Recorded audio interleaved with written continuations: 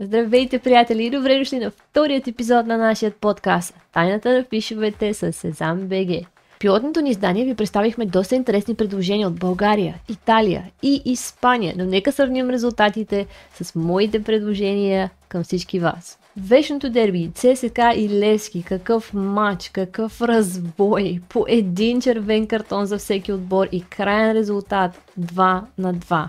Моето предложение бе голи в двете врати с коефициент от 1.80, което печели.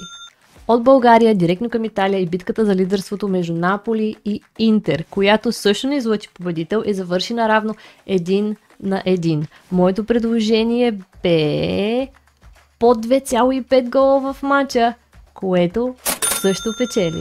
Следващото италианско дерби бе между Милан и Лацио и една доста нестандартна прогноза с под 1,25 гола през първото полувреме. Видяхме един вкаран гол в полувремето, което означава, че печелим и прибираме половината печалба. Нека да видим и как завършиха мачовете в Испания. Атлетико Мадрид победи Атлетик Билбао с минималното 1-0, но не с гол на Нико Уилямс, както бе нашият висок коефициент тук, с което тази прогноза не печели. Другото шокиращо разочарование бе загубата на Реал Мадрид от Реал Бетис с 2-1. Бетис не бяха побеждавали кралския клуб от 2020 година. Тук имахме две прогнози. Едната за победа на Реал Мадрид и другата за равенство, които не печелят. Поне пък видяхме в игра Арда Гюлер за 30 минути. Продължаваме смело напред с мачовете и какво сме приготвили в менюто за тази седмица. Днес е 8 март. Деня да слушате жените. Затова слушайте внимателно моите прогнози. Започваме с родното ни първенство и голямото варненско дерби между Черно море и Спартак Варна в съботният следобед. Има вероятност да видим в игра за Черно море скорошно картотекираният Дерик Осей, докато в Спартак Варна няма да могат да разчитат на новите си попълнения Ацуши Корокава и нападателят Колако Джонсън. Вероятност има обаче за халфът Гидеон Аколвула да бъде картотекиран преди дербито. Варненското дерби през последните 3 години е доста едностранно. 2 победи за Черно море и 1 нулево равенство. Ще видим ли нещо подобно и в тази среща? Спартак Варна с едва 35% победи като гости до сега през сезонът, вкарвайки по 1 гол на матч и допускайки по 1,4. В последните си 5 мача като гости са допуснали 2 загуби, 1 равенство и 2 победи.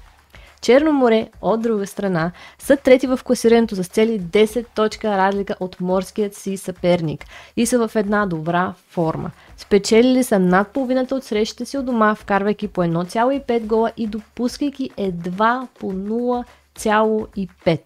През последните си 5 срещи като домакини са спечелили 3, изгубили една и 1 равенство срещу Лудогорец. Имайки предвид домакинското им предимство и формата им до сега през сезонът, за варненското дерби между Черно море и Спартак Варна се спираме на крайен резултат в полза на моряците, което е с коефициент от 1.65 Сезам БГ.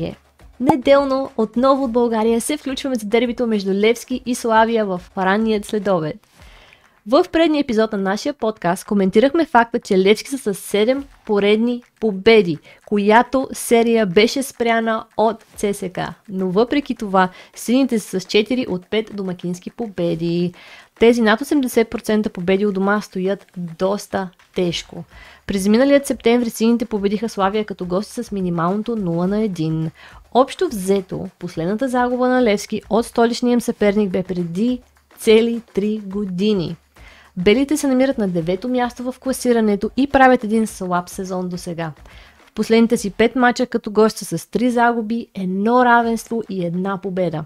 Вкарват средно по 0,9 гола на матч и допускат по 1,5.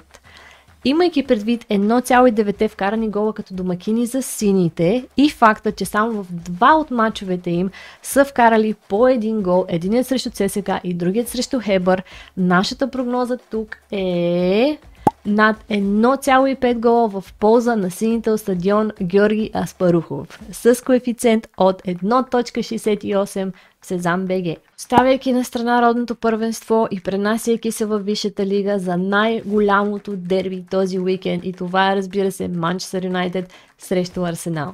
За феновете на топчиите можем само да кажем, че за огромно съжаление за пореден сезон няма да ги видим да вдигнат титлата във Висшата лига. След загубата от Уест Хем и нулевото равенство срещу Нотингам, шансовете за титлата вече са нулеви. С предина от цели 13 точки и предстоящ домакински матч срещу Саутхемптън е възможно през следващите седмици официално да обявим Ливърпул за шампион. Но да поговорим за предстоящата битка между червени. Говорейки за разочарования, да си фен на червените дяволи през този сезон не е също никак лесно. Дали Тен Хаг, дали Аморим, Юнайтед не съумява да избягат от лошият си късмет. След скорошното си отпадане от FA Cup срещу Фулъм, този сезон не крие нищо положително за тях. Червените дяволи се намират на 14-то място в класирането и едва над 40% победи на Олд Трафорд. Последният матч между Юнайтед и Арсенал се изигра през този януари, завършвайки без победител с равенство 1-1. Статически обаче домакините от Манчестър за последно са записали победа срещу топчиите през 2023 година. Формата им този сезон е почти средно 2 допуснати гола и това никак не им помага. Не знам дали тук трябва да кажем нещо лошо за вратарят Онана или за лошата дефанзивна игра на червените. Какво мислите вие? Бих желала да чуя вашето мнение с коментар под видеото. И поне едно е сигурно. Този път няма как да обвиним Хари Магуайр. Можем да бъдем сигурни в едно. Класиката от Висшата лига между Манчестър Юнайтед и Арсенал винаги ни допринася страхотни футболни емоции. Било то, че топчиите вече няма шанс в борба за титлата или Юнайтед няма за какво да се борят, със сигурност очакваме да видим един много интересен матч. Тук се спирам на прогноза от голи в двете врати с коефициент от 2.05 в Сезам БГ. Ако сте съгласни с мен, използвайте бързо момента да заложите прогнозата на Sezam.bg, преди да е паднал коефициента. За тези от вас, които гледат това видео директно от някой от нашите букмейкърски пунктове, може да създадете залог от sezamsport.bg. За вторият ни двубой от Висшата лига се насочваме към Нотингам срещу Манчестър Сити. Двата отбора делят трето и четвърто място с едва една точка разлика помежду си. Какво ново около гражданите? Има една доста страхотна прясна новина, която е, че ранното завръщане в игра на носителят на златната топка Родри може да бъде факт. След тежката контузия, която претърпя, не сме го виждали в игра от септември насам.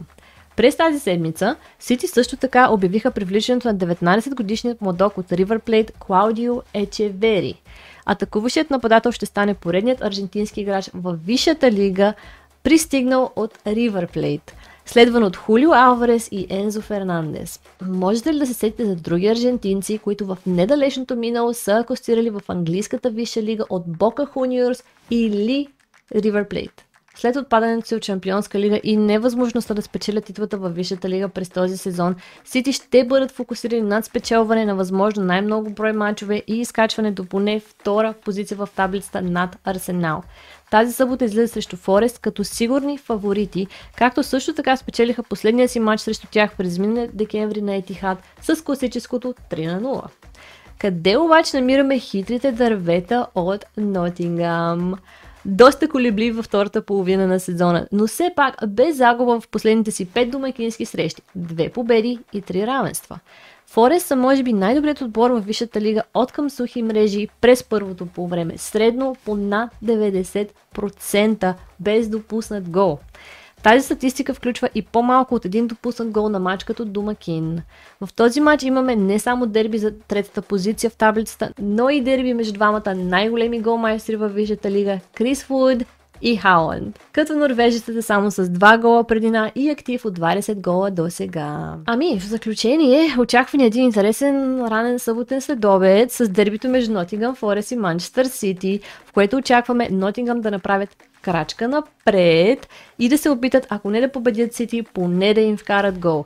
Прогнозата ни за срещата е голи в двете врати с коефициент от 1.59 в Сезам БГ. Пренасяме се в Италия и най-късният матч от нашия списък и това е дербито между Ювентус и Аталанта. Смея да твърдя, че бянконерите направо летят в последно време. След победата си над Верона в първенството с 2-0 са в серия от 5 поредни спечелени матча.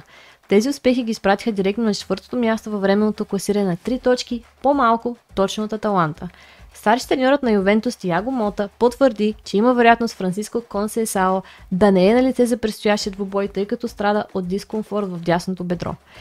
Мота не може да разчита и на дългосрочно отсъстващите в лицето на Глейсон Бремер, Хуан Кабал и Аркадиуш Милик, плюс наскоро контузените Дъглас Луис, Ренато Вейга и Николо Савона.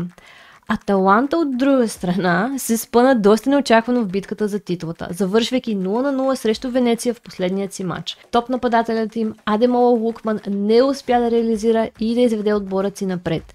Наскоро футболист номер 1 на Африка е смятан за голяма трансферна цел на Ювентус и ПСЖ и има шанс да продължи бъдещето си далече от Бергамо. През тази кампания отбеляза 17 гола и съответно 7 асистенции в 29 матча. През тази година успяхме вече да се насладим на дерби между двата отбора, което завърши без победител и наравно 1-1.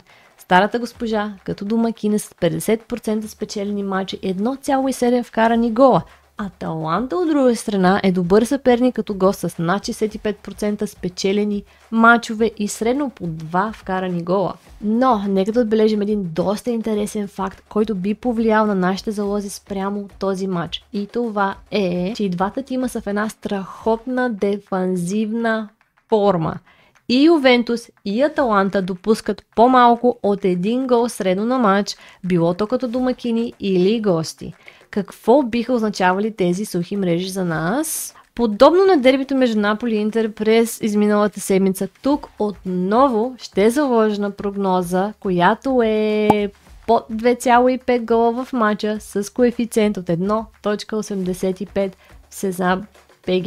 За финал на нашия епизод следва най-любимата ми част и това е рубриката на Криси. Миналата седмица ви предложих залог от 2 матча.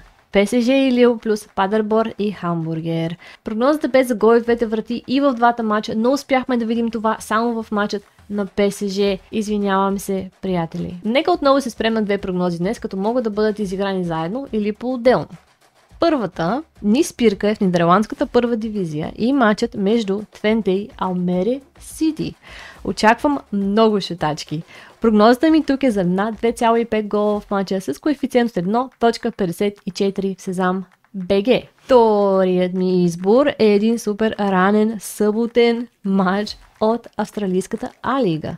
И това е Аделайда Юнайтед срещу Брисбейн Роуър, на които се спирам на гол и в двете врати с коефициент от 1.41, като алтернативен по-рисков вариант е опцията за над 3,5 гола с коефициент от 1.83. Да започнем кръгът ударно. Ами хайде тази седмица празнично да си ги хванем всичките. Футболът не е просто игра, то е магия, която ни кара да мечтаем, да преживяваме всяка минута с пулс, преплетен със съдбата на любимите ни отбори. В залозите, както и на терена, ключът е в подготовката, стратегията и малко късмет. Тайната на фишевете е нашето пътуване към по-добрите прогнози, помните залози и по-добрите печалби. Ако обичаш футболът и искаш да извлечеш максимумът от всеки матч, абонирай се за нашия канал в YouTube и остани с нас. Футболът е страст. Нека да я превърнем в печеливша стратегия. Напред към печалбите!